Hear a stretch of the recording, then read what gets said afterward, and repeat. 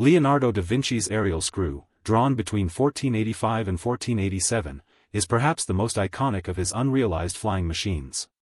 At first glance, the sketch resembles a giant corkscrew, a spiraled shaft of linen-reinforced wooden ribs tapering to a pointed tip. Its form is both elegant and brutal. The helical surface is composed of tightly bound flax or silk, while a central wooden axle holds the structure together.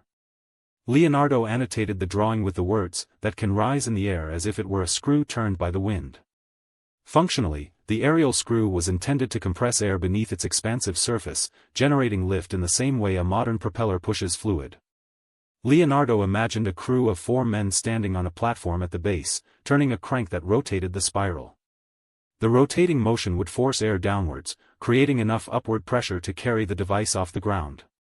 In principle, the design anticipates the principle of a vertical axis rotor, but it also betrays the limitations of 15th century materials. The wood would bend under stress, the linen would rip, and human power would be insufficient to sustain rotation at the speeds required for lift.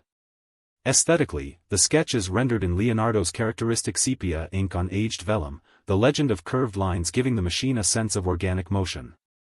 The shading hints at both the texture of the fabric and the taut tension of the wooden frame, while marginal notes illustrate his obsessive curiosity about flight. The drawing captures a paradox: a machine that looks primitive yet embodies the same aerodynamic principle that would not be reliably harnessed until the advent of powered rotors in the early 20th century. Leonardo's aerial screw stands as a bridge between speculative art and engineering reality. It demonstrates how a single sketch can anticipate future technology while also exposing the material constraints of its era.